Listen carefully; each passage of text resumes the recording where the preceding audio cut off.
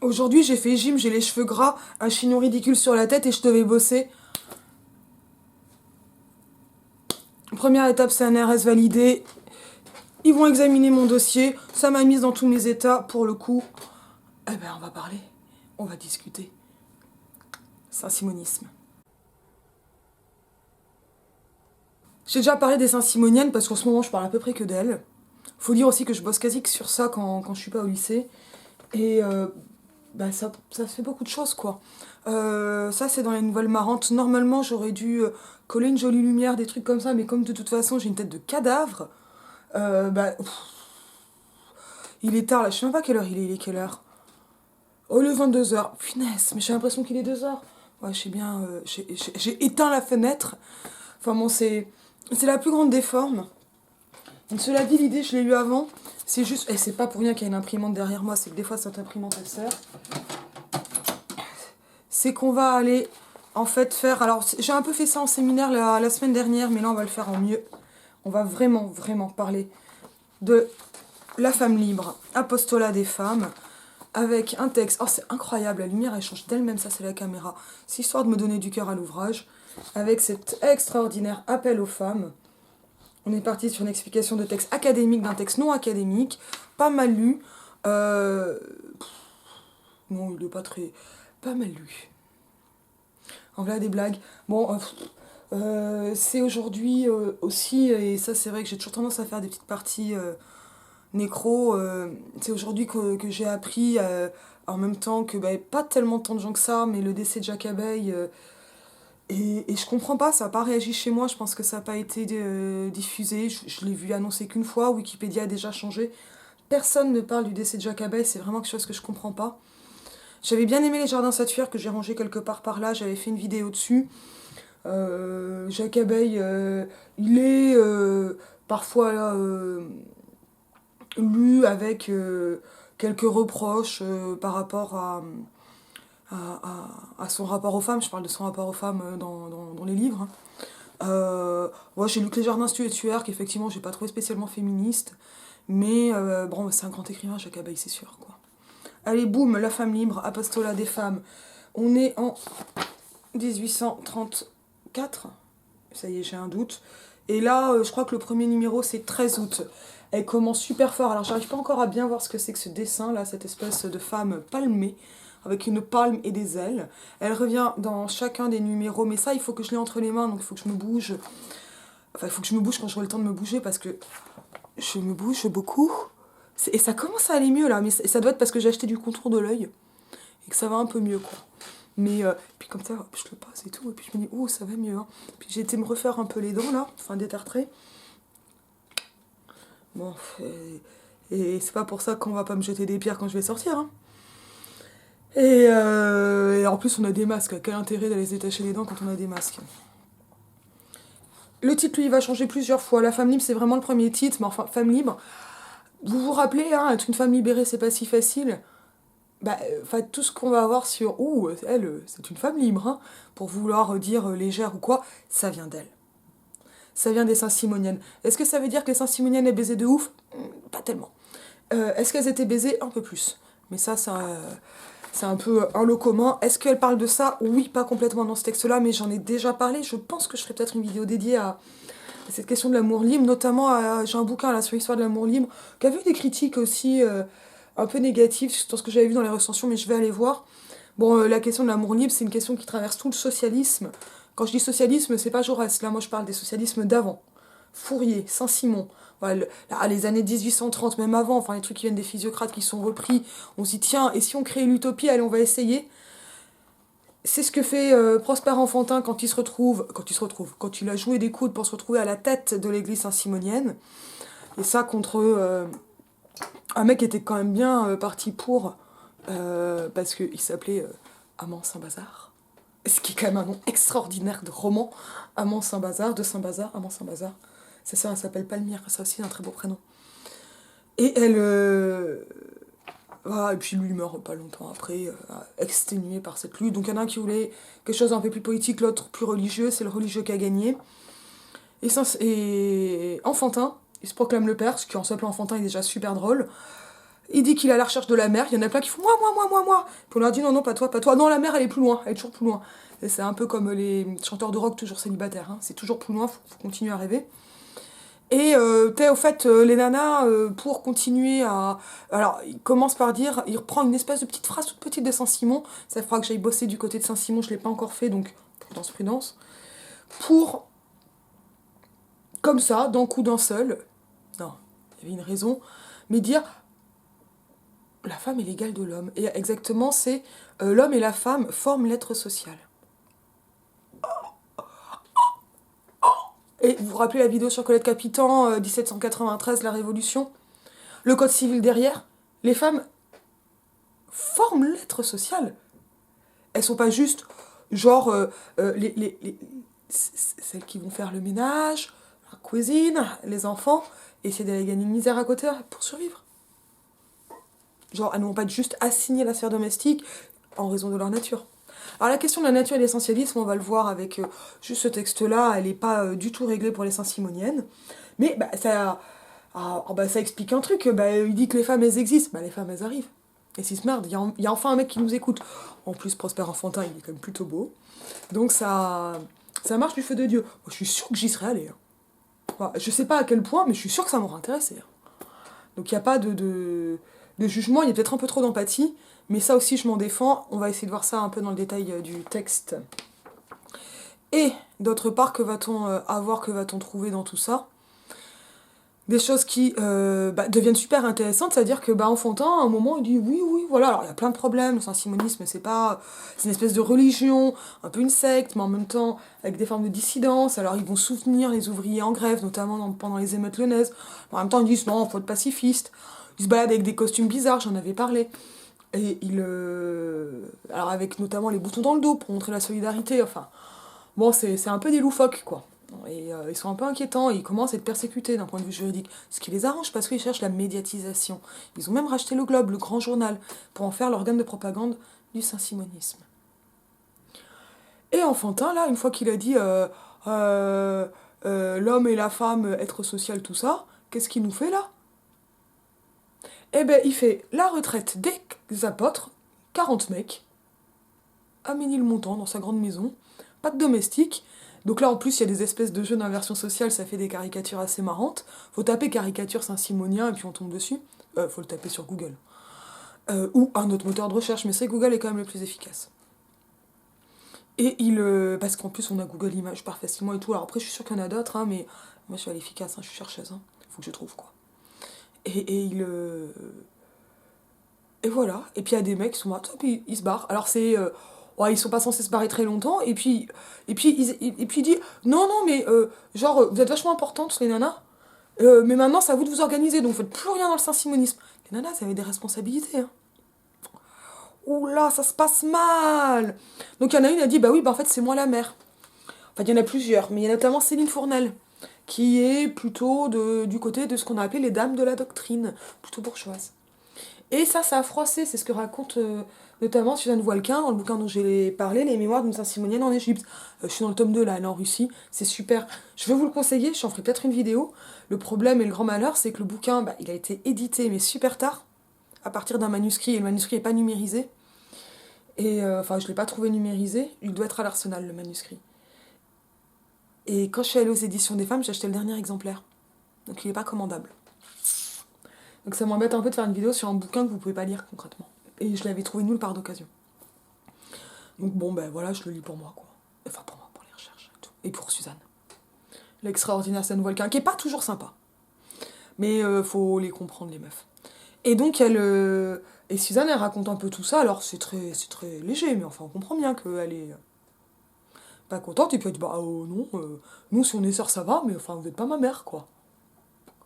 Et donc, comme ça, Suzanne, elle se casse, quoi. Pendant ce temps-là, il y en a deux autres. Marie-Reine et Jeanne Désirée, elles ont commencé à fonder un journal. Boum, la famille. Alors, Suzanne, elle est rejoint dès le numéro 2, qui sort le 25 août. Et c'est elle qui deviendra la directrice de la rédaction. La famille, j'en ai pas mal parlé, mais je crois que ça va être chouette. Et puis, je vais vous mettre le lien Gallica en description, évidemment, pour avoir le texte sous les yeux. Elles font un journal qui est non mixte. C'est de la non-mixité imposée. Les mecs, ils se sont barrés en leur disant, hé les filles, hein, libérez-vous vous-même, à vous de vous organiser. Et elles se retrouvent comme des connes comme ça, à devoir s'organiser. Et ben elles le font. Alors, elle n'arrive pas à le faire avec toutes les Saint-Simoniennes. Et là, c'est la branche des prolétaires. Alors, j'ai pas encore lu les Aigles des Apotes, j'avais feuilleté ça super vite là aussi sur Gallica. Gallica, je rappelle, c'est le catalogue numérisé de la BNF. Évidemment que toute la BNF n'est pas sur Gallica, parce que ça serait. Enfin, c'est beaucoup de livres, hein, la BNF. Mais c'est déjà assez riche, et il y a notamment la famille, un exemplaire de la famille. Donc c'est cool. Voilà. Apparemment, il y en a ailleurs, faut que je les trace, que j'aille les voir, que je chope ce genre d'infos. Ça va viendre, mais là, pour le moment, je suis un peu bloquée, et le croira-t-on, un peu fatiguée. Et là, boum, premier numéro, on est en août. Alors, les prolétaires, ils font pas des vacances en dehors de Paris. Hein, voilà. La saisonnalité, c'est pas tellement un problème.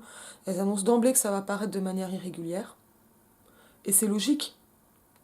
Parce que c'est des femmes qui ont eu peu de formation. Elles sont lingères. Suzanne Volquin, elle va poursuivre après ses études et elle finira sage-femme. C'est très intéressant qu'elle devienne sage-femme, mais ça, c'est un autre sujet. Et elles ont zéro soutien, même du Saint-Simonisme, puisqu'on leur a dit de se démerder. Elles doivent se démerder, quoi. Et elles se retrouvent comme ça, là, à faire leur publication. Alors, apparemment, elles ont quand même elles ont peut-être accès aux impressions, à des choses comme ça. Mais vraiment pas beaucoup. Il n'y a pas toujours de date sur les numéros de la femme libre, enfin, c'est pas. Voilà. Mais c'est publié pendant 2 ans. Il y a entre 20 et 40 numéros. Et puis le but, c'est dit, c'est la femme libre, apostolat des femmes.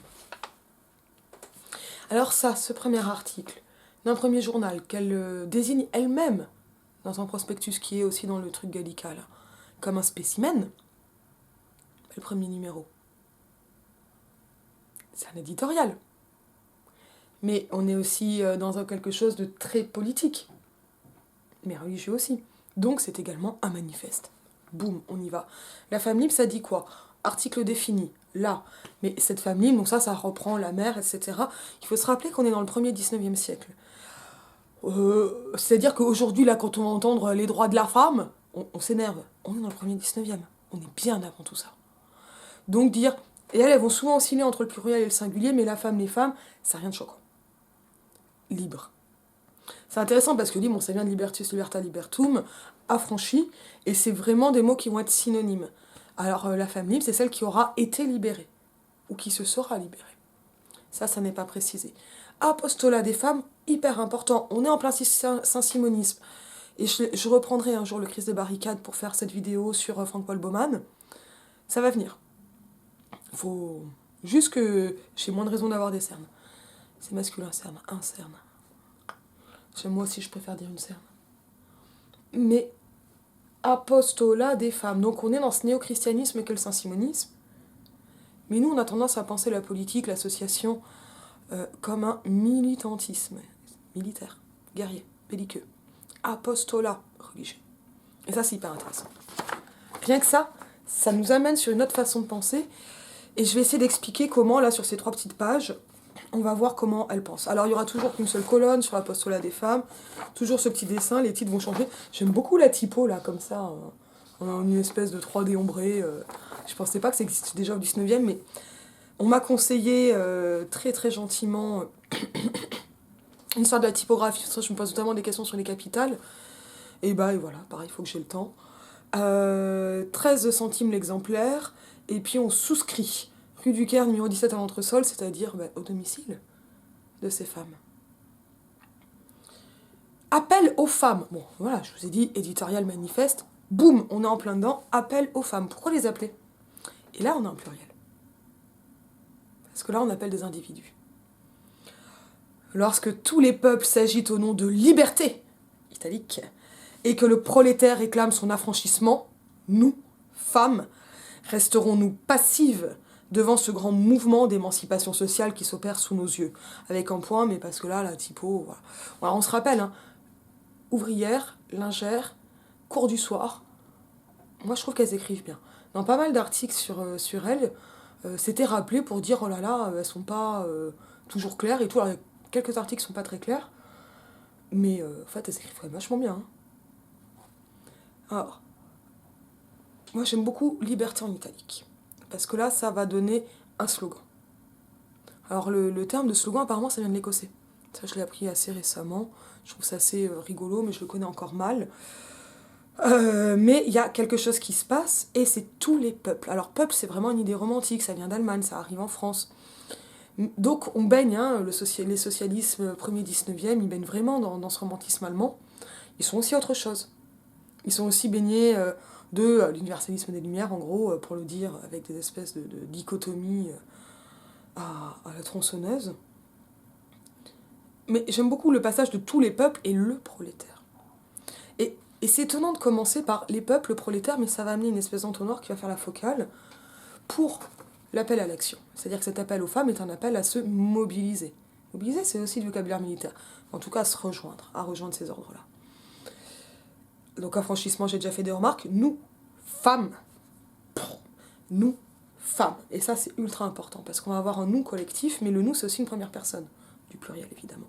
Donc, avec une inclusion de la rédactrice, des rédactrices, pour constituer le groupe femmes, c'est-à-dire pour mettre en place ce qu'on va finir par appeler la classe des femmes. Et un de leurs projets, faut-il le rappeler, hein, La Femme Libre, c'est considéré comme le premier journal féministe français. Il y en a déjà eu un, non mixte, l'Athénée des Dames, je ne l'ai pas eu entre les mains, il est tout début, je crois qu'il est 1905, j'arrive pas à le lire encore pour le moment. Et il y aurait eu apparemment, d'après un article historien de la presse féminine, paru dans la Fronde à la fin du 19e siècle, bon, il y a une certaine déception à la lecture de ça. Ça, je le sors de Marie-Ève Terranti, femme de presse, femme de lettres. Et là, ça serait pas mal de faire une vidéo sur femme de presse, femme de lettres quand je reviendrai à Bordeaux. Resterons-nous passives devant ce grand mouvement d'émancipation sociale qui s'opère sous nos yeux? Le mouvement, c'est une métaphore spatiale ultra habituelle en politique et qui va agiter pas mal de choses. J'essaie de dater les apparitions maritimes. L'océan, pour dire le peuple, l'orage, le peuple gronde par exemple, ça c'est très intéressant aussi en termes de climatisation populaire, mais c'est aussi ça qui va donner la métaphore ultra importante dans le féminisme des vagues. Première vague, deuxième vague, troisième vague. Et là on n'a pas de métaphore maritime du tout encore. Oh, c'est des parisiennes. Hein. Resterons-nous passifs devant ce grand mouvement d'émancipation sociale qui s'opère sous nos yeux? Donc il se passe quelque chose, il faut y aller. Mais là on pourrait croire que cet appel c'est pour rejoindre les autres peuples. Ou les peuples. Pour que les femmes ne restent pas à la maison, mais prennent part. Deuxième paragraphe. Notre sort est-il tellement heureux que nous n'ayons rien aussi à réclamer? La femme, jusqu'à présent, a été exploitée, tyrannisée. Cette tyrannie, cette exploitation doit cesser.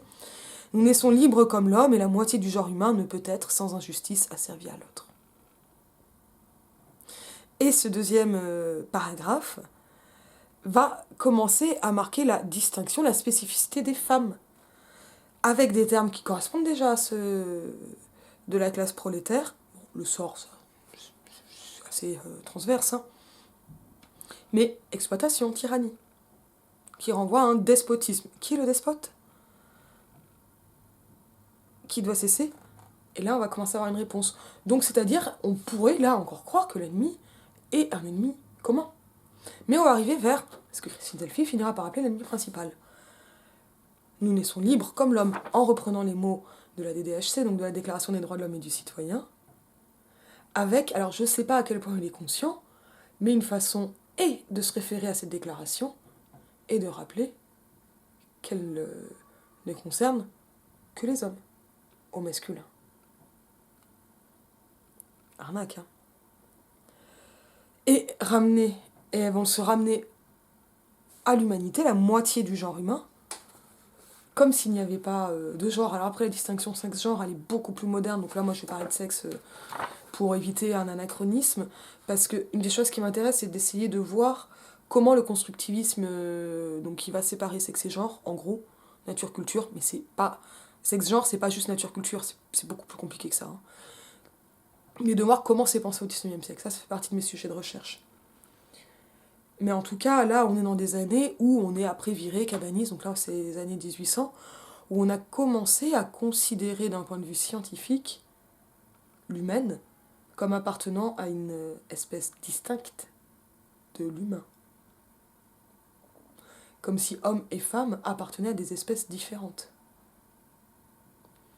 Alors là, je ne sais pas dans quelle mesure il y a une conscience aiguë de cela, en tout cas, il y a clairement un appel à l'universalisme des Lumières, avec cette comparaison, donc, comme l'homme,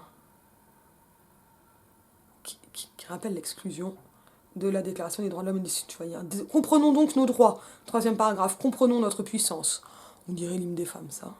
Nous avons la puissance attractive. Alors là, vachement moins. Pouvoir des charmes, armes irrésistibles, sachons l'employer. Ça vient d'où? Ça vient d'Enfantin, ça vient aussi un peu de Fourier, la puissance attractive. Et là aussi, il faut que je bosse Fourier, mais c'est le début de ces recherches, c'est compliqué, c'est vaste. Mais en fait, on sort de l'universalisme, elle retourne à un différentialisme essentialisme qui va reposer en gros sur le charme féminin. Et un appel très curieux, qui vient là aussi d'Enfantin, à employer le pouvoir des charmes, autrement dit la séduction. La séduction là, c'est quelque chose qui se retrouve plus chez Enfantin, c'est-à-dire qui est presque un appel à la prostitution pour amener des hommes dans les rangs du saint-simonisme. Et ça, c'est un truc qui marche vachement bien. Ça rappelle cette fameuse vidéo d'Usul, Comment draguer après MeToo, qui se concluait quand même sur cette très belle chute, que ça valait quand même vachement le coup de draguer les féministes et donc de faire un peu d'effort pour être présentable. Putain, les mecs, brossez-vous les dents, quoi. Parce que les féministes, elles baisent mieux, quoi. En gros. Énorme cliché qui vient de la femme libre. Déjà là. Et désolé, j'ai envie de l'appeler Père Usul comme il y a un Père Ubu, mais c'est ultra misogyne, ultra utilitariste dans le pire des sens. C'est le pire argument du monde, mais ça, bon, voilà, je pense qu'il a compris, qu'il avait fait de la merde. Je sais pas s'il a complètement compris, mais en tout cas, c'est quelque chose qu'on a déjà pu trouver dans le saint-simonisme, et avec cette espèce aussi de concurrence qu'il peut y avoir de temps à autre, ça c'est un truc qui est moins visible, qui est très visible chez les FAF, mais oh là là, nos femmes, elles sont plus belles que les vôtres. Regardez, elles ressemblent à des femmes. Ouais. Mais ça, c'est ne pas sortir du modèle de la femme trophée qui va servir une compétition qui est homosociale, en fait, qui se fait entre hommes. Il y a pas mal de réflexions, alors j'ai pas du tout vu ce que raconte Ovidie ces derniers temps là, dans son interview. On en a un peu chez Stremkis, on en a un peu chez Eva Illouz, mais c'est des choses là qui commencent à pas mal parcourir. On en a aussi dans le podcast Le cœur sur la table de Victor Toyon, mais de cette idée qu'en fait les hommes ne couchent pas tellement avec les femmes pour coucher avec les femmes, mais pour pouvoir raconter à des hommes qui couchent avec des femmes. Des plantes aussi, elle parle un peu de ça. Avec finalement cette idée de, en fait, ils sont en train de penser à leurs potes quand ils baissent, quoi. Ah, c'est compliqué, hein.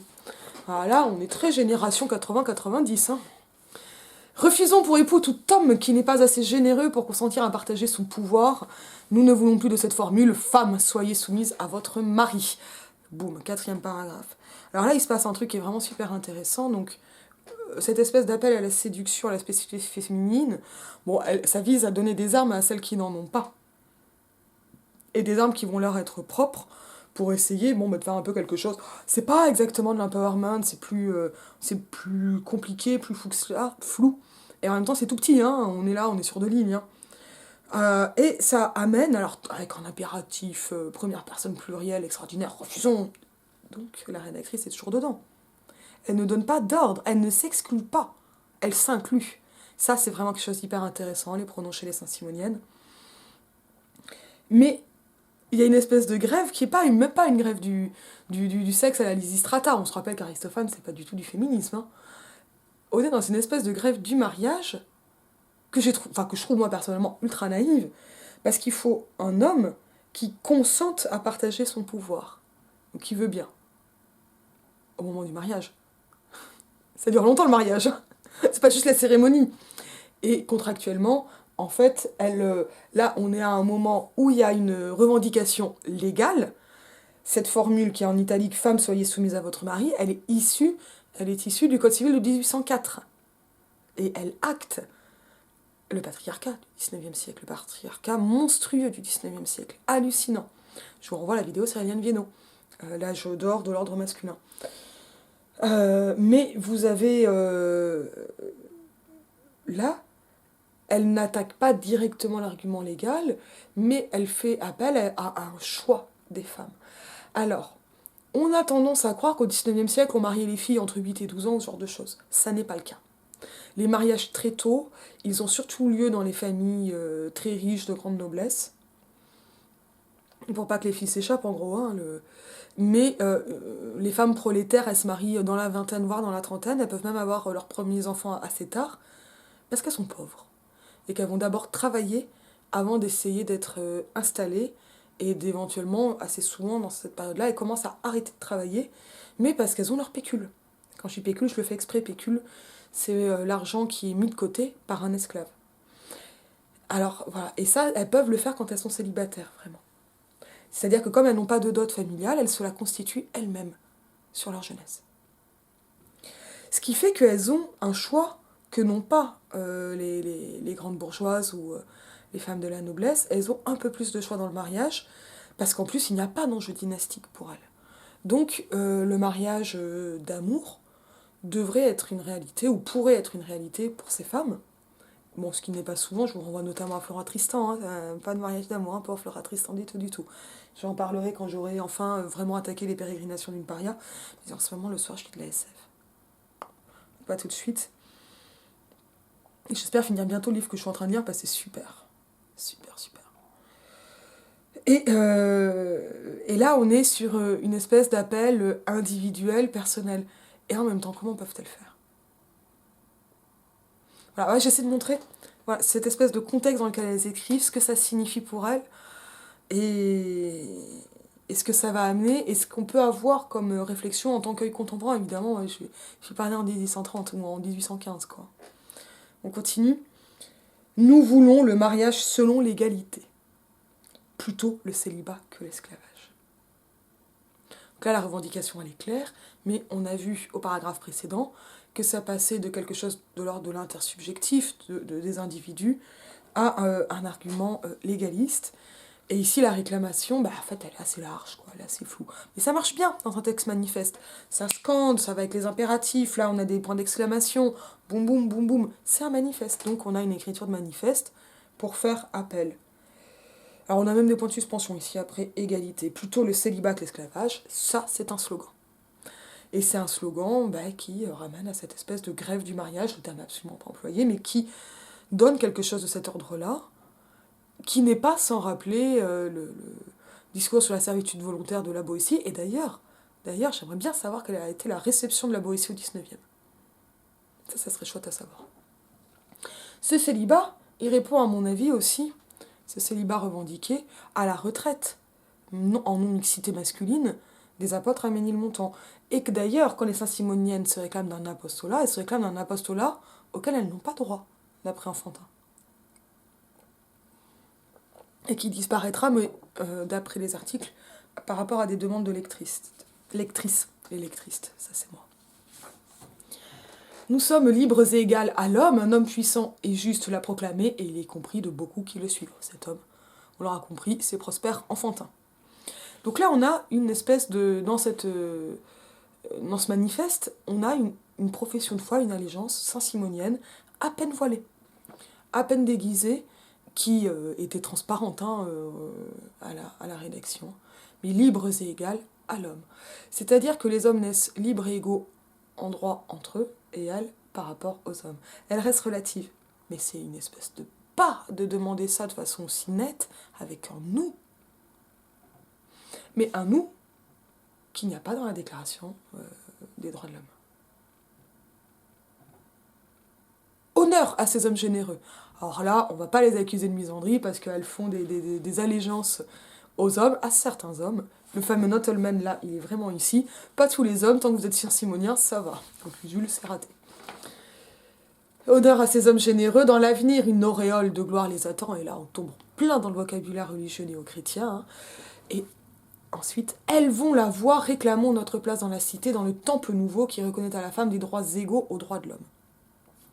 Au niveau de la religion, le temple nouveau, ça va vraiment aller du côté du saint-simonisme. Même cette idée de la cité, alors du Verrier, je ne sais plus en quelle année Les Saint-Simoniens, c'est des gens qui rêvent une cité idéale, qui rêvent des réseaux, voilà, qui sont vraiment dans la construction d'utopie. Alors eux, ils n'ont pas de phalanstère comme les fourriéristes, mais ce sont beaucoup d'ingénieurs. Ils sortent beaucoup des rangs de Polytechnique, hein, comme les positivistes. Donc réclamons notre place dans la cité, comme s'il suffisait de réclamer. Mais déjà, réclamer, c'est pas mal. Dans la cité, c'est un peu là aussi un vocabulaire à l'antique, ça sent plus la révolution que l'antiquité, mais c'est une façon de s'inscrire dans une histoire, et dans une histoire pas forcément mythique, mais utopique.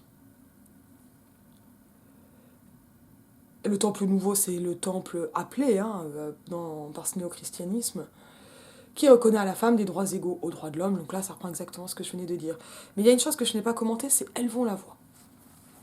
Et ça, c'est quelque chose qu'on va beaucoup, beaucoup trouver chez les Saint-Simoniennes, c'est-à-dire que leurs textes, ils sont toujours incarnés. Ils ont une dimension orale qui est très marquée. Alors, parce qu'il s'agit d'appeler. Si je vous appelle en vous glissant des petits mots, c'est moins efficace que je fais hey, comme ça, je suis une grosse gueulante. On va penser aux quelques rares qui sont à casque, puisque je sais que là, vous êtes tous et toutes en train de faire la vaisselle. C'est à ça que sert un grain de lettre, à faire la vaisselle. On va l'appeler un grain de vaisselle d'ailleurs. Mais elles vont la voix, donc c'est incarné, oral. Mais il y a quelque chose en plus que Christine Planté a très bien montré dans sa thèse, c'est qu'elle s'auto-commente. On a beaucoup de commentaires métatextuels, et j'ai envie de dire auto-métatextuels, sur, c'est pas sur la littérature, sur le texte, c'est sur leur texte, et sur elle-même, donc avec des caractérisations éthiques de l'éthos. C'est-à-dire, on a une façon très particulière pour les Saint-Simoniennes de se mettre en scène dans leur texte. Il faut que je lise plus de textes de Saint-Simonien pour voir à quel point ça vient d'eux ou pas, mais qui va dire écoutez, ma frère le voix, enfin, qui s'élève parmi vous malgré les colibés, enfin des choses comme ça, qui met souvent en scène quelque chose de l'ordre de la fragilité, parfois proche du martyr, ça c'est un truc sur lequel je passe en ce moment, et qui est pas seulement oral, pas seulement incarné, mais qui fait entendre les rédactrices. Et c'est ça aussi qui va lier la subjectivité, le jeu, la parole incarnée dans un corps d'une seule personne. Hein. A priori, la plupart du temps, on n'est qu'un par corps. Et qui, dans le même temps, va permettre cet appel à un collectif et la création de cette classe des femmes. L'association universelle commence. Donc ça, c'est l'utopie arrive. Il n'y aura plus parmi les nations que des rapports industriels, scientifiques et moraux. Alors si on n'avait pas compris, dans les années 1830, c'est clair que c'est Saint-Simonien. Industrie, science et morale. L'avenir sera pacifique. Et c'est aussi pour ça que c'est pas un militantisme, mais un apostolat. Plus de guerre, plus d'antipathie nationale, amour pour tous. Avec un joli rythme ternaire. Non, mais moi je l'aime bien, l'avenir Saint-Simonien. Je l'aime vraiment bien. C'est. En même temps, en proclamant ici stratégiquement, c'est vraiment malin, l'amour pour tous et le pacifisme international. C'est Flora Tristan qui est considérée comme la première à avoir pensé donc ce qui s'appelle un unionisme, mais qui deviendra l'internationalisme. Mais bon, là, on en a des ébauches de cet amour pour tous, et ça va passer par l'apostolat réel d'un Saint-Simonien en province, dans d'autres pays, en Égypte notamment beaucoup, en Algérie. Donc, c'est un apostolat qui suit la colonisation, il n'est pas dénué d'ambiguïté, cet apostolat. On s'entend bien, mais qui veut être résolument pacifiste. Et en même temps, amour pour tous, c'est là pour, à mon avis, neutraliser l'objection de guerre des sexes. Qui ne va pas manquer de tomber à un moment. Voilà, elles le savent déjà. Parce que si les femmes veulent se libérer et ne pas être soumises aux hommes, c'est bien qu'elles leur veulent du mal, puisque ça fait du bien aux hommes que les femmes soient soumises. C'est ça, quand on parle de guerre des sexes. Qu'il y a derrière. Le règne de l'harmonie et de la paix s'établit sur la terre, et le moment est arrivé où la femme doit y avoir sa place. Alors là, le vocabulaire, même le rythme, sont résolument prophétiques. Oh, j'ai même envie de dire néo-testamentaire. On est en néo-christianisme complet, avec cette annonce d'une nouvelle époque, des termes très marqués par le saint-simonisme, et même le fourriérisme, harmonie, paix, mais voilà, s'établit sur la terre, ça c'est du Christ en fait, c'est christique. Avec ce moment où la femme doit donc y avoir sa place, là on a un retour de l'article défini, la femme, mais qui est assez logique dans ce mouvement d'abstraction annonçant l'utopie. C'est très difficile de parler au collectif de l'utopie, en fait. Ah, la réalité, c'est quand on se cogne, hein, et l'utopie, on se cogne peu. Liberté, égalité, reprise encore une fois, des devises et déclaration des droits de l'homme. Hein. C'est-à-dire libre et égale chance de développement pour nos facultés, voilà la conquête que nous avons à faire. Ça s'appelle éducation. Le développement de nos facultés, il y a un peu de naturalisme derrière. Ce que vous avez derrière l'idée de l'éducation qui manque aux femmes, c'est l'idée d'un arrêt de développement intellectuel et parfois physique. Je dis pas qu'elle est fausse, cette idée. Je dis qu'elle peut se retrouver, et ça, je le dois à Thierry Hoquet, qui m'a... ce mot-là m'ayant été transmis par Vanina Mosikonacci, et j'espère ne pas mal le prononcer comme tout le monde. Merci Vanina. Voilà la conquête que nous avons à faire, et nous ne pouvons l'obtenir qu'à la condition de nous unir toutes en un seul faisceau. Alors on a un point virgule, mais je m'arrête là.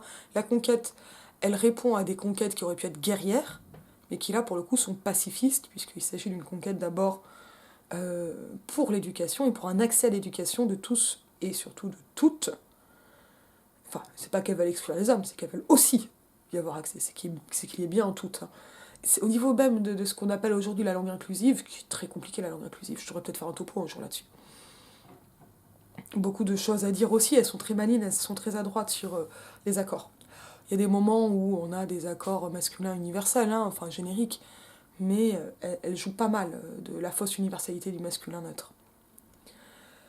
Et le faisceau, c'est une image qui, elle aussi, vient de l'Antiquité. Et ça, c'est pas directement une référence à l'Antiquité, c'est plus une référence à la Révolution et à son folklore antique, si je puis dire. Ne formons plus deux camps, celui des femmes du peuple, celui des femmes privilégiées. Donc là, les deux camps, c'est plus entre femmes et hommes, mais il s'agit de réunir les femmes.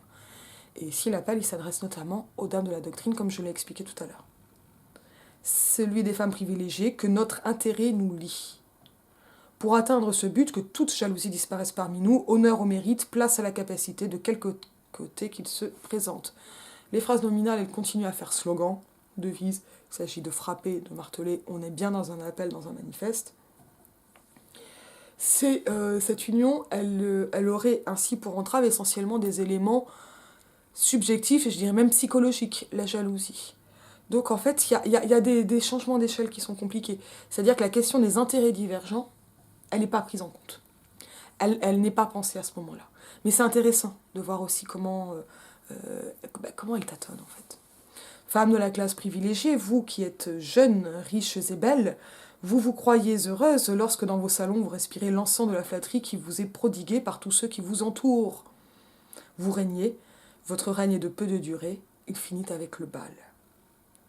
Alors, avec une petite naïveté quand même qui m'amuse beaucoup, être riche signifierait aussi être jeune et belle. Bon. Alors, on va bien reconnaître que les difficultés de la vie du 19e siècle font que le cadeau de la beauté est d'autant plus éphémère quand on est pauvre.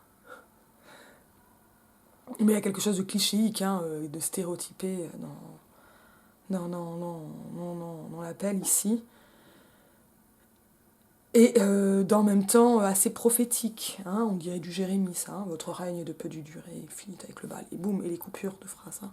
Là, les propositions sont juxtaposées, elles ne sont pas liées. Et ça, c'est aussi un des éléments qui va donner l'accentuation prophétique. Rentrez chez vous, ES, hein, vous redevenez esclave, vous retrouvez un maître qui vous fait sentir sa puissance et vous oubliez tous les plaisirs que vous avez goûtés. Et ça, c'est assez glaçant. Parce que le maître, c'est donc le mari, même si le mot n'est pas prononcé, c'est toi qui l'as dit. Mais le sous-entendu, il est quand même lourd de violence. Et de violence, moi, ce que je dis derrière, c'est de violence sexuelle. Et que les compensations mondaines ne masquent pas. C'est pas des naïves, hein, les rédactrices de la famille. Hein. Femmes de toutes les classes, vous avez une action puissante à exercer. Hop, là, retour à un appel plus général. Action puissante, ça va ramener à... Vraiment, on est vraiment dans le vocabulaire politique de l'époque. Vous êtes appelés à répandre le sentiment d'ordre et d'harmonie partout. Donc là, on revient sur quelque chose de plus général, qui est aussi en même temps essentialiste, différentialiste, parce que puisqu'il faut unir les femmes, il faut les unir contre un ennemi commun, mais c'est compliqué. et en même temps, il faut les unir par des intérêts et des capacités communes. Et un but commun, donc l'ordre et l'harmonie par leur nature féminine en fait. Voilà. Là, les mots ne sont pas dans le texte, mais c'est ce qu'on a. Faites tourner au profit de la société le charme irrésistible de votre beauté, là par contre on l'a, avec quelque chose quand même d'un peu naïf sur cette question de la beauté. Mais la beauté au XIXe siècle, c'est pas seulement la beauté du corps. La beauté, c'est, alors bien sûr, que les traits, il y a pas mal de choses, il y a des beautés très standardisées au XIXe siècle. Et dans ce premier XIXe siècle, évidemment.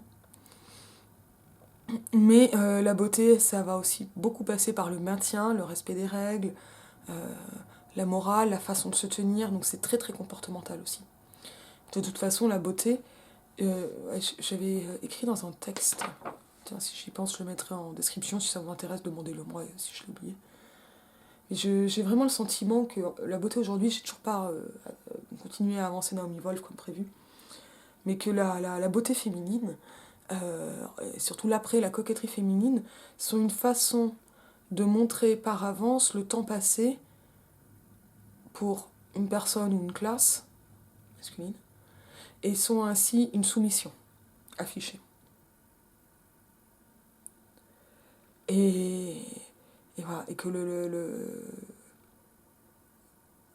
et que la vesture, voilà, et globalement, s'il n'y a pas assez de soumission d'un côté, alors ça peut passer par exemple la minceur, que cette minceur elle soit le fruit d'efforts ou pas, par exemple.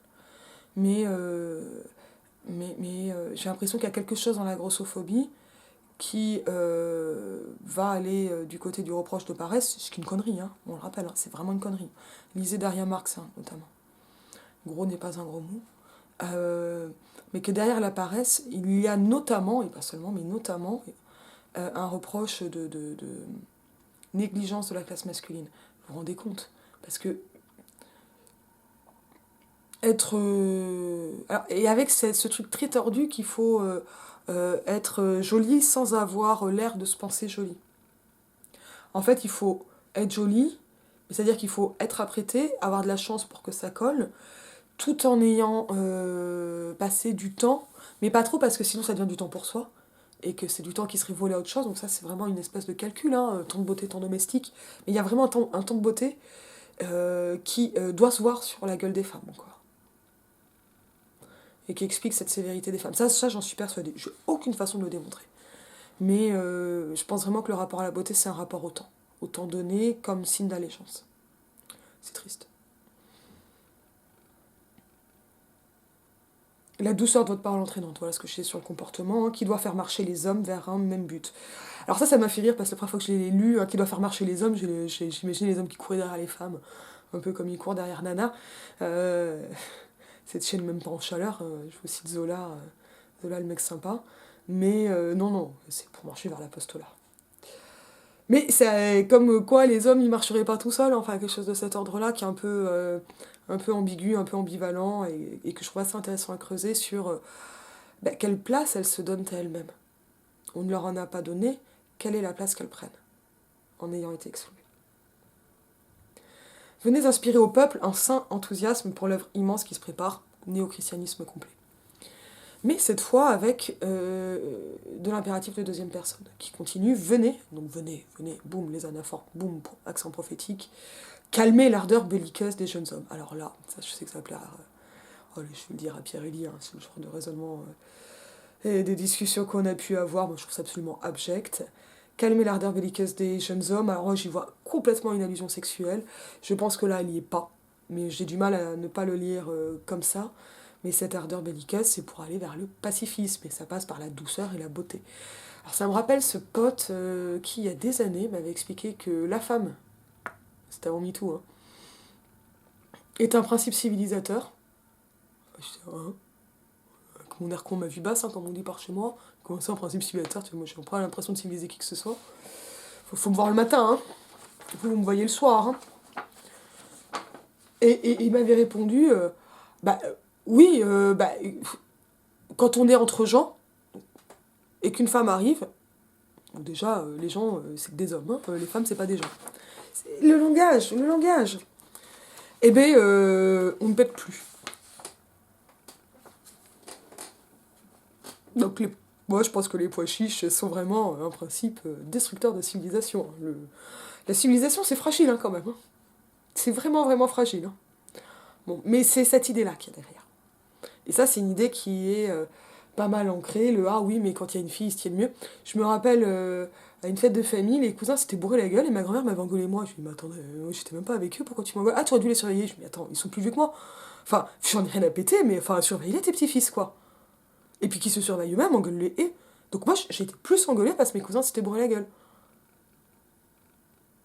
Moi, j'avais pas bu, hein. Des fois, même, je sors et je suis pas bourrée. Donc c'est. Ouais, mais c'est. Parce que la femme, elle est là pour tenir le foyer, tenir. Donc quand il y a un truc qui déconne, c'est sa faute. C'est ça qu'il y a derrière. En essayant de le renverser pour en faire quelque chose de positif. Ça, c'est vraiment une espèce de revendication du stigmate. Non pas comme le slut-shaming auquel répondent les slut-walk, ou le mot queer, ou voilà, ou le fait de reprendre l'insulte, mais elles essaient de valoriser ce qui leur est assigné et d'en faire quelque chose d'autre. Mais elles n'arrivent pas à secouer ce joug-là. Mais ils, donc les jeunes hommes, ne voient de grandeur et de gloire que le casque en tête et la lance à la main. Ah bah ça, ils sont un peu cons les jeunes hommes. Hein. Non, non, mais c'est de l'essentialisme, mais bon, ça permet... C'est-à-dire que, ça c'est un truc que mes secondes, ils ont eu du mal à comprendre, et qu'en même temps je trouve très important, les stéréotypes, ils sont utiles. Ah, ils sont souvent bêtes, ils sont le lit du racisme et de pas mal de choses comme ça, et en même temps, je sais plus ce que c'était comme texte, mais je leur avais vraiment dit, non, mais là, il y a un stéréotype, mais parce qu'on gagne du temps. Voilà, là, on sait, genre, c'était histoire d'amour, cliché amoureux, on gagne du temps. Parce que c'était pas le fond du propos, donc le cliché permet d'aller vite. Et en même temps, le cliché permet de dire des choses sur les personnages qui ont utilisé des clichés, ainsi de Monsieur de Rênal qui recycle les blagues héritées d'un vieil oncle en permanence dans Le Rouge et le Noir, ainsi des clichés chez Flaubert, mais je ne vais pas vous improviser un cours sur les clichés chez Flaubert. Hein. Désolé. Nous leur dirons, donc nous, les femmes, aux jeunes hommes, qu'il ne s'agit plus de détruire, mais qu'il s'agit d'édifier. Hyper intéressant. Alors, parce que les femmes vont devenir les instructrices, ça sera dit plus tard dans d'autres numéros, naturels du peuple. Et notamment des jeunes hommes. Mais en plus, donc bon, destruction, édification, on est dans des choses, là aussi, néo-chrétiennes, très utopistes, le saint-simonisme. Mais édifier, l'édifice, c'est une métaphore donc, qu'on trouve beaucoup dans l'évangile. Dans les évangiles, pas l'évangile. Qu'on trouve beaucoup dans les évangiles, qui a un succès assez important à l'époque. L'édifice, bon, on est sur la métaphore du bâtiment, destruction, métaphore du bâtiment ultra logique. Tu es Pierre, c'est à Pierre que je bâtirai mon église. Bah, j'avais fait tout un bout de thèse sur l'édifice chez Renan, et donc la reprise du vocabulaire chrétien par Renan. Donc ça, on est en plein dedans. Mais ce qu'il y a aussi, c'est l'édification. Et ça met du temps à se mettre en place. Je ne sais pas encore par quelle généalogie on peut faire du terme, mais c'est-à-dire la construction qui sera aussi morale. On n'est pas... ou alors on est un peu comme dans les maçonnes de Christine de Pisan, qui sont des maçonnes imaginaires. C'est un édifice imaginaire qu'il s'agit de rendre réel, en tout cas de rendre concret, tangible, pour le faire advenir. Les dames romaines décernaient des couronnes aux guerriers. Nous tresserons des fleurs pour ceindre la tête des hommes pacifiques et moraux, qui feront marcher l'humanité vers un but social et qui enrichiront le globe par la science et l'industrie. Je vais vous rappeler que les fémènes, elles ont des couronnes de fleurs qu'elles stressent elles-mêmes, et ça m'amuse beaucoup de le faire ici. Le rappel des dames romaines, là aussi un rappel antiquisant qui va rappeler la révolution, donc antiquité égale révolution. Dit comme ça surprend, mais voilà. Je vous renvoie aux vidéos d'Estonie notamment. On passe des couronnes, donc plutôt de laurier, aux fleurs, qui vont être beaucoup plus pacifistes, aller encore vers la beauté, et qui, au lieu de glorifier la masculinité, vont adoucir la masculinité. Alors c'est pas dit, mais à terme, j'ai l'impression qu'elles veulent aller vers quelque chose... Enfin, les rôles de genre, qu'on dirait aujourd'hui, restent assez distincts dans la femme libre. Mais il y a quand même un truc qui bouge, quoi. Bon, déjà, elles essaient, quoi. Et parce que les hommes qui vont être célébrés ne sont plus les hommes guerriers, mais les hommes pacifiques et moraux. Donc il faut un renversement complet de l'axiologie, un renversement complet des valeurs déjà en place. Et cela pour l'enrichissement du globe, ce qui m'amuse beaucoup vu que les Saint-Simoniens ont racheté le globe, hein, par la science et l'industrie, Saint-Simonisme complet, signé Jeanne Victoire. Un seul prénom. Il faut se calmer sur la signature par le prénom. On m'a signalé que c'était aussi une question de responsabilité juridique, que s'il n'y a pas le nom entier, la responsabilité ne peut pas être établie, et que ça c'est très important. Donc c'est pas juste une question d'avoir un prénom comme l'esclave dans l'Antiquité, des choses comme ça, mais il y a aussi une façon donc de protéger la famille et d'être seul responsable en ayant leur propre nom. Ça par contre c'est sûr. En tout cas c'est un argument qui va être convoqué par Suzanne Voilquin plus tard. Et on aura ensuite deux autres textes sans titre, je vais rester à celui-là. Je le trouve passionnant, et notamment il est passionnant parce que déjà, et ça c'est favorisé par le langage, le vocabulaire, le lexique néo-chrétien des Saint-Simoniennes, elles mettent en œuvre, elles mettent en jeu quelque chose qui est extrêmement important, qui est globalement le statut de la métaphore. C'est-à-dire, est-ce que quand elles écrivent, ne serait-ce que le titre, La femme libre, apostolat des femmes, est-ce qu'elles y croient? Est-ce que c'est ce qui est là? Est-ce que c'est ce qu'elles appellent? Quelle est la réalité de cet apostolat? Quand l'apostolat des femmes commence à être rédigé, elles sont deux. Je vous dirais que ça fait pas beaucoup d'apôtresses. Hein. Voilà. Elles sont peu. Et il y a un petit article, voilà, c'est toujours dans la première année, hein, dans le premier volume Gallica, mais qui dit, bah ça y est, là, on commence à réussir et on mérite le titre d'apostolat qui n'était qu'un vœu. Est-ce que la femme est libre au moment où elles écrivent la femme libre? Ben non. Est-ce qu'elles sont libres parce qu'elles écrivent? Est-ce qu'elles arrivent à faire advenir ce qu'elles écrivent? Non.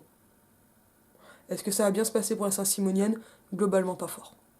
Globalement, une Saint-Simonienne, c'est quand même avoir une espérance de vie plutôt réduite. Je pense pas à Suzanne Voilquin, mais à Claire Desmarres, par exemple. Suicide à 34 ans, mon empathie est complète. Mais voilà. Et Claire Desmarres, notamment parce qu'elle a voulu pratiquer l'utopie, alors que la plupart des Saint-Simoniennes, notamment s'agissant de l'amour libre, elles vont dire c'est vachement bien, mais on verra plus tard, quoi. On n'est pas pressé. Ça, je trouve que c'est hyper intéressant. Mais en fait, il me semble, et ça c'est vraiment un truc que j'ai compris et que j'ai retrouvé chez Renan, mais c'est quelque chose qui est très caractéristique de ces utopies appellistes, j'ai envie de dire. Alors je sais même pas si les appellos ils font ça. Hein, Est-ce qu'on peut dire, oh, si c'est l'heure de l'apello? Non, il n'y a jamais d'heure pour les appellos. Ils sont toujours en retard et ringards. Il y a... Tiens, je vais peut-être vous mettre l'article, toi aussi, écrit comme un révolutionnaire du dimanche soir, hein, en description. Le mien.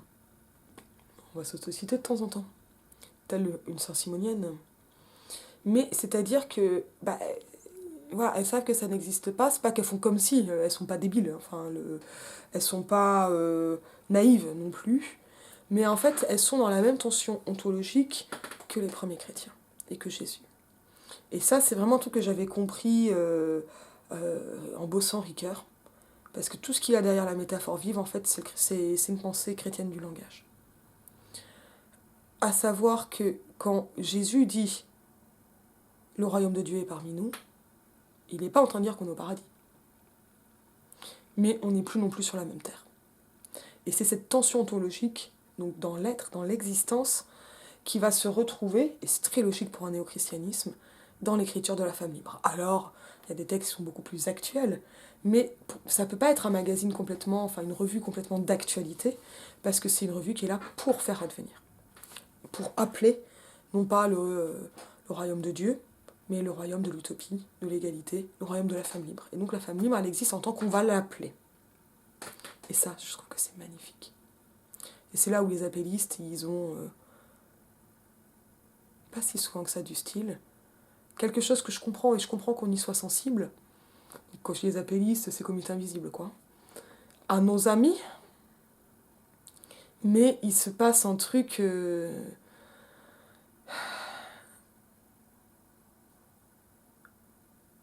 Voilà, les commentaires métatextuels qu'il y a chez les Saint-Simoniennes, ils ont une portée, parce qu'elles prennent un réel risque. Leurs textes sont incarnés parce qu'elles parlent de leur corps, de femmes, d'ouvrières, de la violence qu'elles subissent. Elles parlent des douleurs, aussi beaucoup des douleurs morales, et elles vont témoigner en leur nom propre, et souvent en disant je, parfois avec des détours, de la fiction, des choses comme ça, mais ou de l'espèce de typification, en racontant l'histoire qui arrive à une jeune fille, c'est-à-dire un viol quoi. Euh, mais bon voilà, sans nom et de façon emblématique d'autre chose. Ce qu'elles font, c'est qu'elles témoignent. Les appellistes, ils appellent à rien du tout. Enfin, ils appellent, voilà, ils veulent faire advenir un truc qui n'a aucun ancrage. Il n'y a pas le témoignage chez les appellistes. Il y a j'ai pris des notes de lecture. Et elle est là la différence. Et c'est pour ça qu'ils font tant appel au vitalisme et aux métaphores vitales de la vie euh, pour combler ce vide vital. Allez, boum. Et je vous dis à bientôt.